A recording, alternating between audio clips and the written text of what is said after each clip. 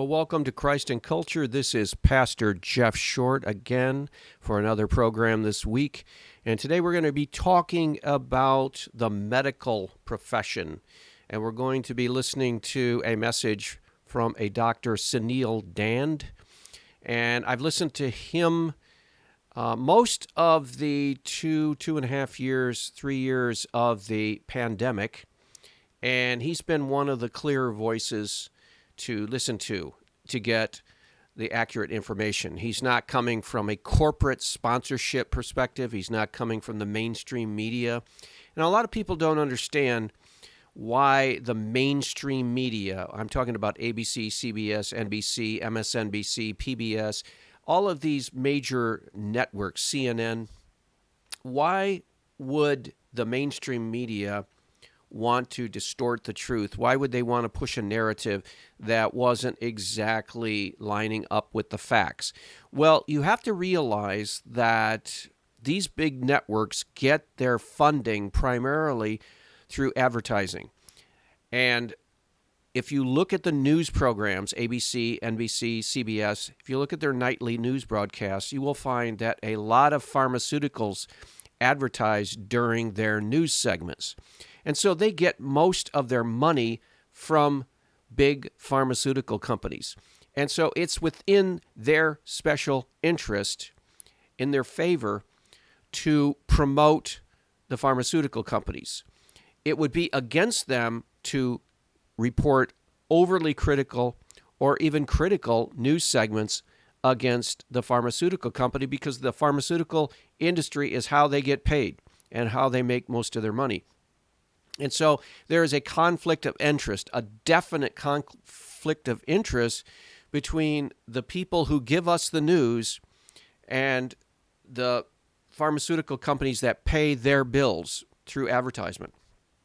Now, people like this Dr. Sunil Dand are not affiliated with big pharma, the pharmaceutical companies.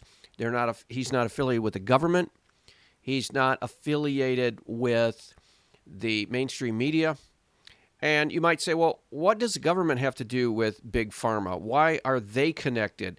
Why would they have a conflict of interest? Because a lot of the politicians receive money from the pharmaceutical companies through lobbyists, through direct donations. There are lots and lots of millions and millions, even billions of dollars that flow from these big pharmaceutical corporations into the pockets of the politicians and the political parties.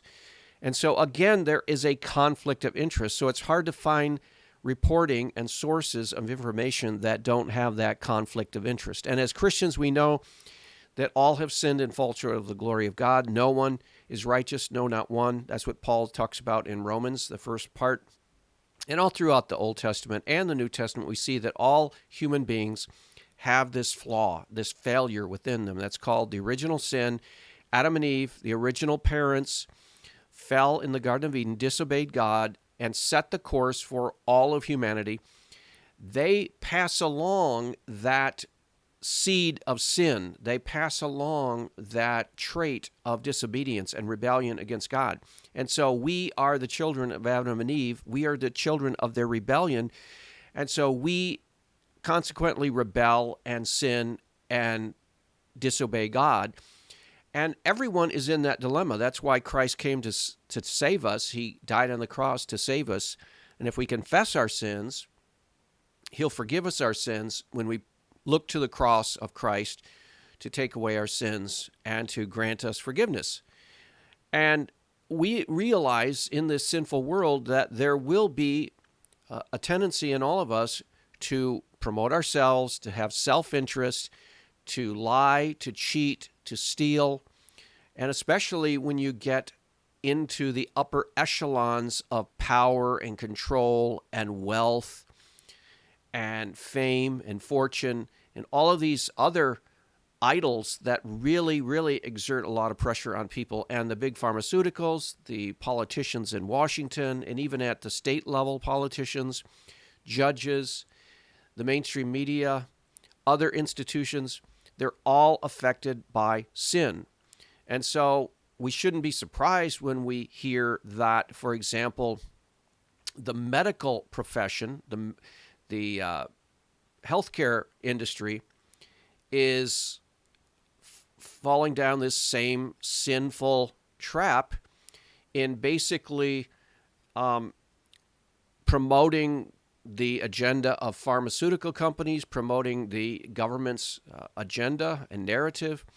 And so this Dr. Sunil Dan does a great job of explaining it. I have found also in my interactions with the medical profession during the last 2 or 3 years during the pandemic that many of the things that this Dr. Dan has observed, I have observed. And so we're going to talk about that today.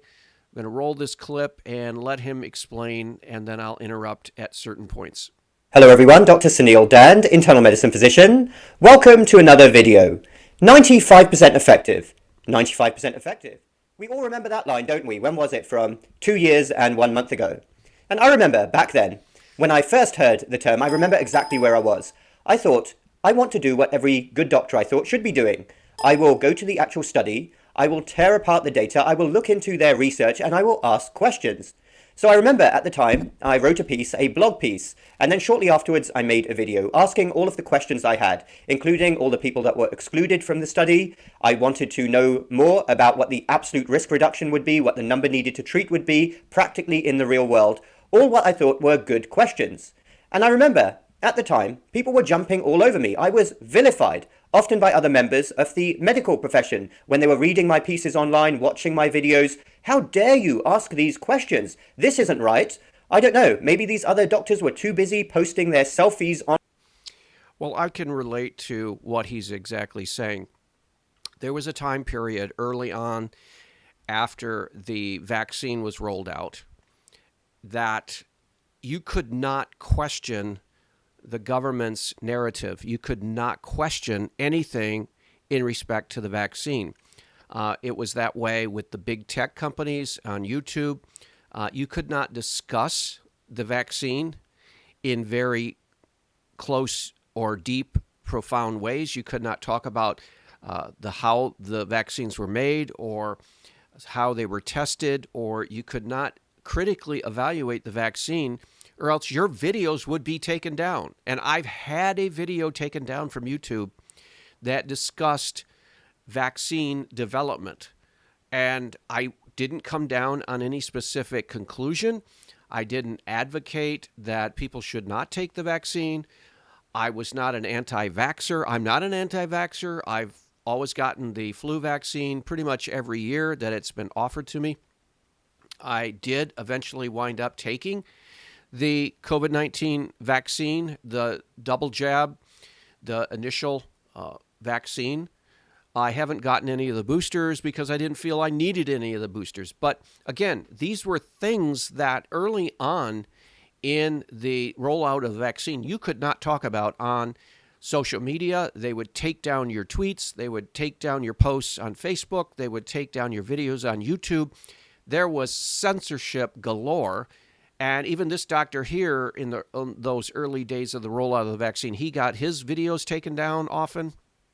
And they even threatened to remove a channel. So it was crazy. And then when you go into the doctor's office, I remember before I got my vaccine, I wanted to get an antibody test to see if I actually had antibodies, to see if I'd actually gotten COVID-19, but didn't know it. And so then I wouldn't need to get the vaccine, because if I had it, I would have natural immunity. Well, I went into the test center and I had called ahead. It wasn't my doctor's office. It was a separate medical facility.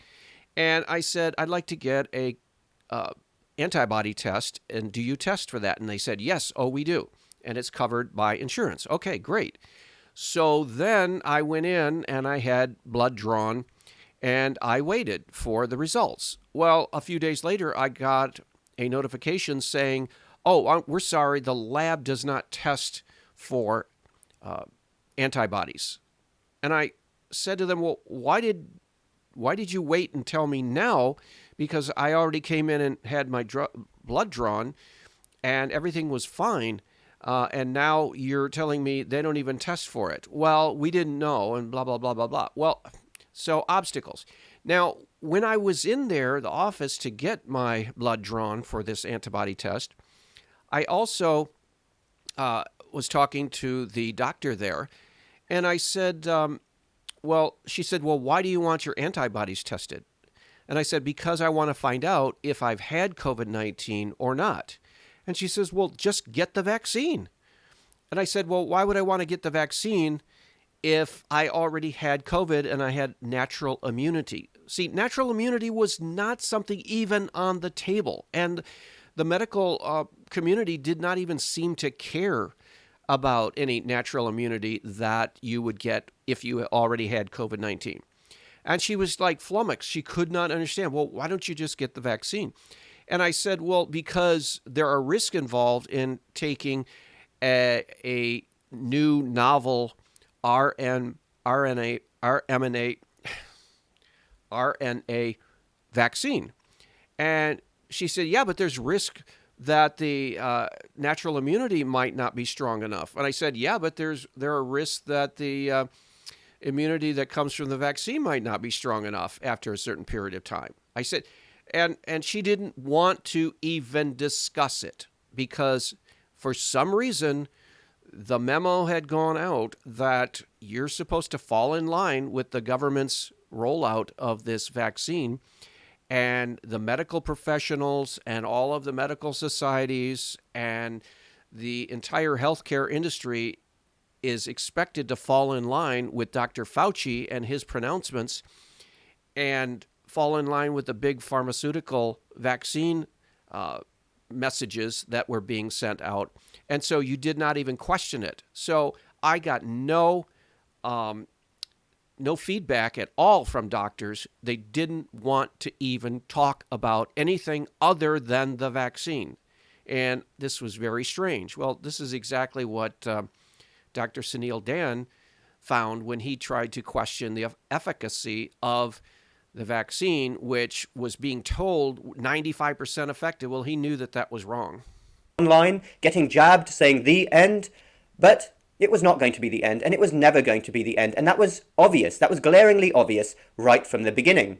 And I don't mean to blow my own trumpet here, or maybe I should blow my own trumpet, because I predicted exactly how things would pan out, because it was very obvious that there were enormous questions about real-world efficacy, about other issues, including groups that would be affected the most. I thought all of these were natural questions to bring up, but of course, no. No questions were allowed. And there's one part of this story that I want to share with you here, and it regards the complete failure of the medical profession with regards to doing their job, asking the... Okay, he's going to talk about the complete failure of the medical profession in doing their job. Now, one of their jobs is to, first and foremost, be concerned about their patients and their patients' health, not to fall in line with the narrative coming from the central government of the United States, not to fall in line with the pharmaceutical drug information, not to fall in line with the medical societies, not to fall in line with Dr. Fauci and his crew, but to follow the health and welfare of their patients. And they're supposed to be asking questions and being a little skeptical of a new and novel vaccine being rolled out where everyone is the guinea pig. But I found in my experience with the medical professionals that they were not skeptical. They did not have questions. They were not to at least show any doubt in their mind that the vaccine and all of the treatments and regimen that the government was pushing were anything less than 100%. And this is what Dr. Sunil Dan was troubled by. He is a physician, and he had all kinds of questions, and he was expected to just put those all aside and just fall in line with the party line. Right questions and being honest with patients. Now, I don't want to be overly critical here. I'm a doctor myself. I work at the front lines, and I know that being a doctor is a very hard job. I think a lot of doctors out there really want to do a good job for their patients. I think a lot of doctors are good people. And in the interests of a full confession, most of my friends, I would say, are doctors. So I am not going to be ever overly critical of a profession that I know has to do a hard job. But at the same time, we cannot escape our complete failures over the last 2 to 3 years and what we have failed to do. And what I would say is, from my experience as a patient, I would find that if you ask questions of nurses or doctors or technicians in these medical facilities, you are most likely to get a negative response. You are most likely to get a curious look on their face to saying, why are you even questioning what the official government narrative is on vaccines? Why are you even questioning Dr. Fauci? Why are you even asking these questions? They're inappropriate.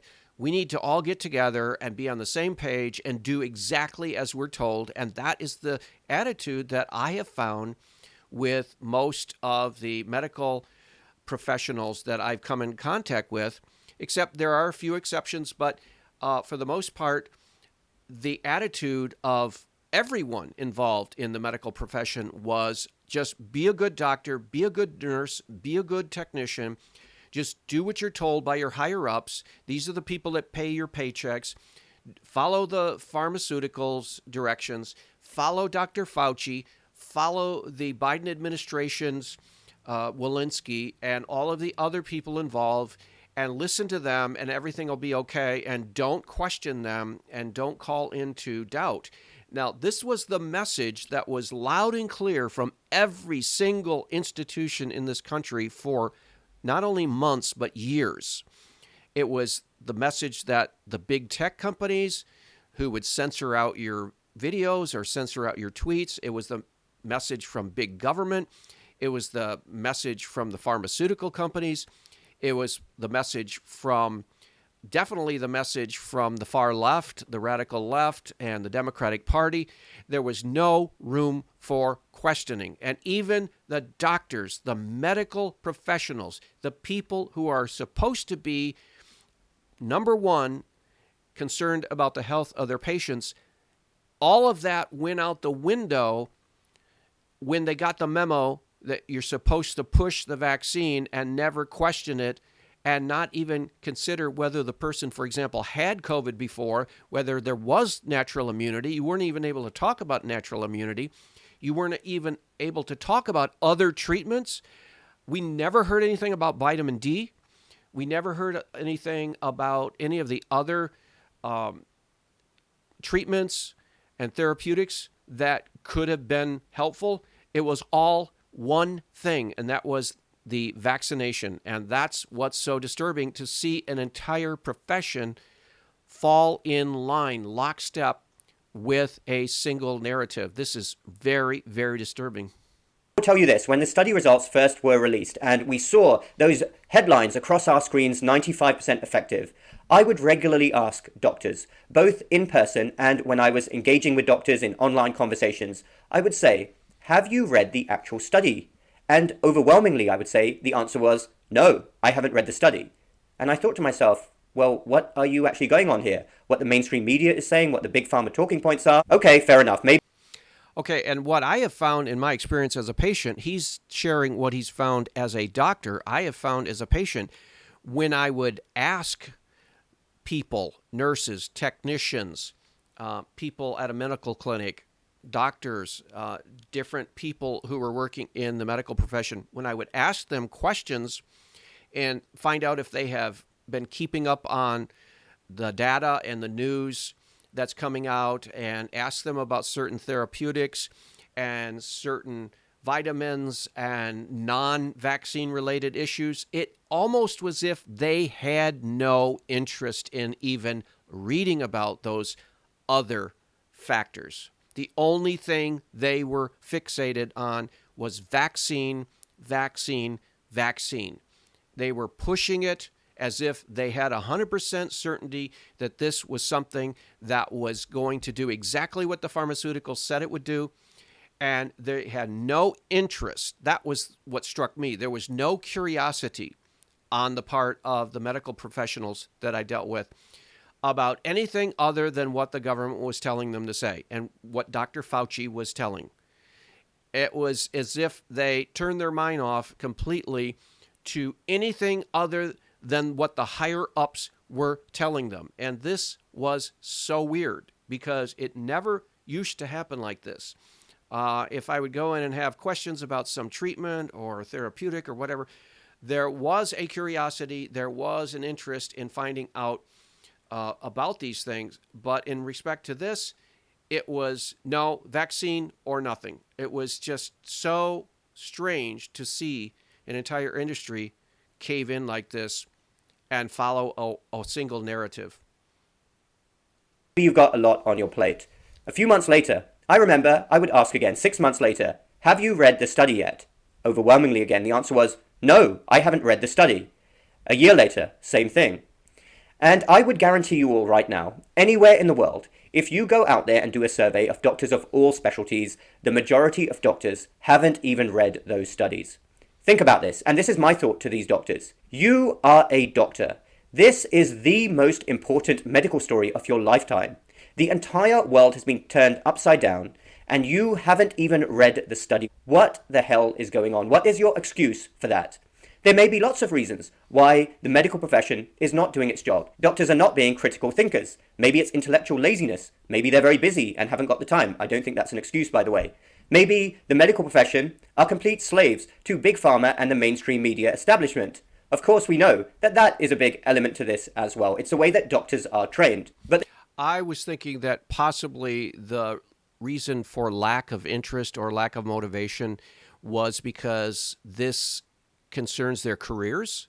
And if they started questioning what the higher ups were telling them, if they were started questioning what the hierarchy in the medical community was telling them, they might actually hurt their careers. They might lose their job and be out of work and be out of career, and they might have to find some other line of work. I think it was a real fear that there were powerful forces in society could actually crush them.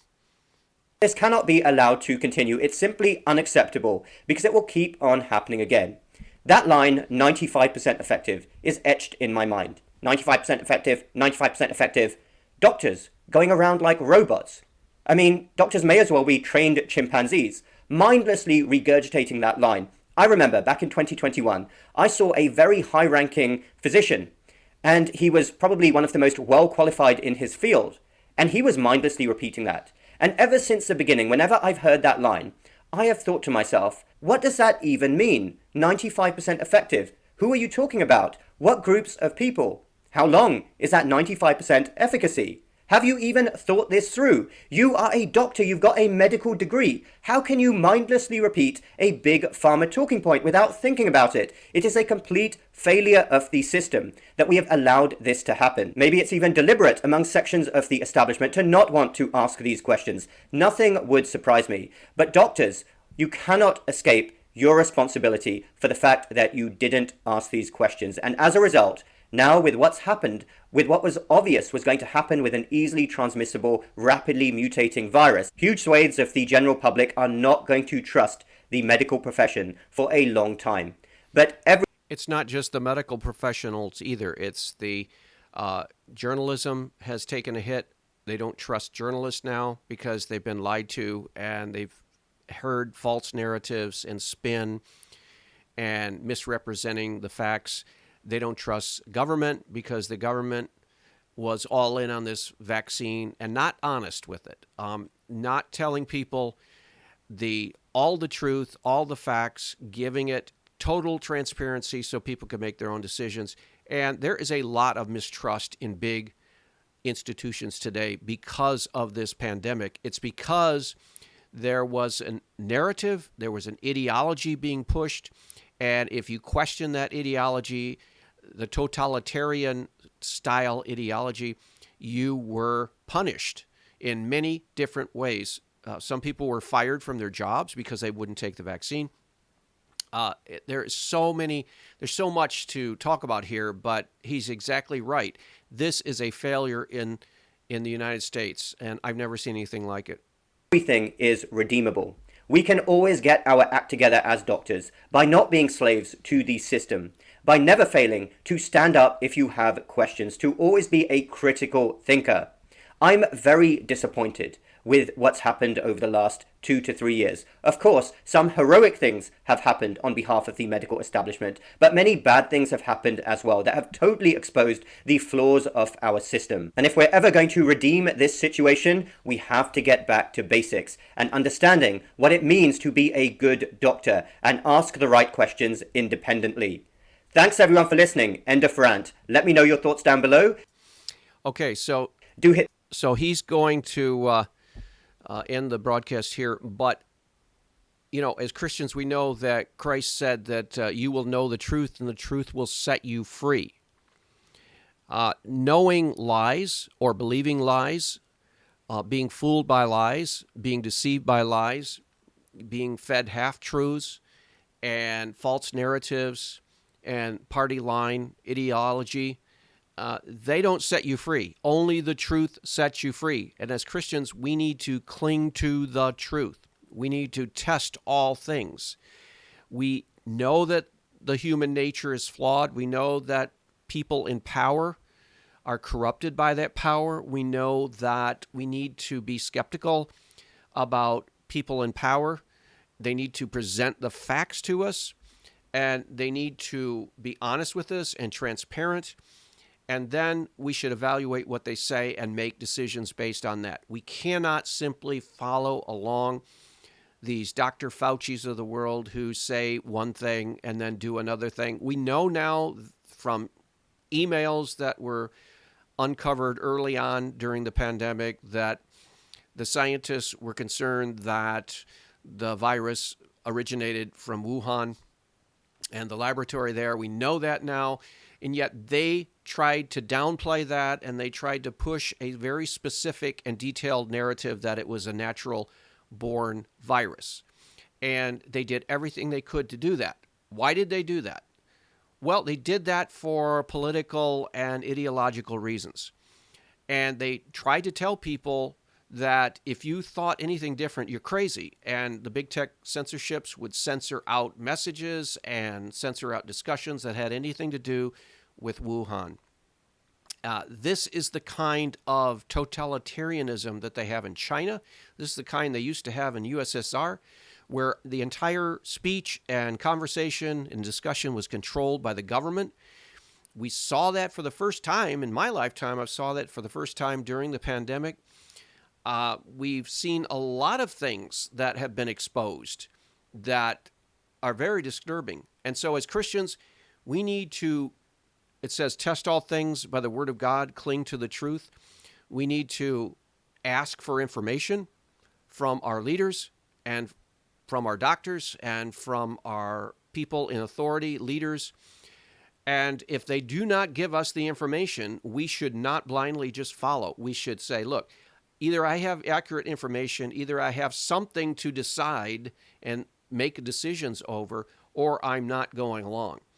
And we need to be able to make rational decisions based on accurate information. And if people will not give us that accurate information, we need to say, I'm sorry, but I'm just not going to, I'm not going to join in if you're not going to be honest and totally transparent with me. And so we may be seeing more of this coming in the future. But this might have been a wake-up call for people to evaluate what you're hearing, because we just simply cannot blindly trust our leaders anymore, because we've seen that they are not above lying and spinning and falsifying information to achieve a certain end. So I hope this is a warning, a wake-up call, and we'll talk more about this later. God bless. See you next week.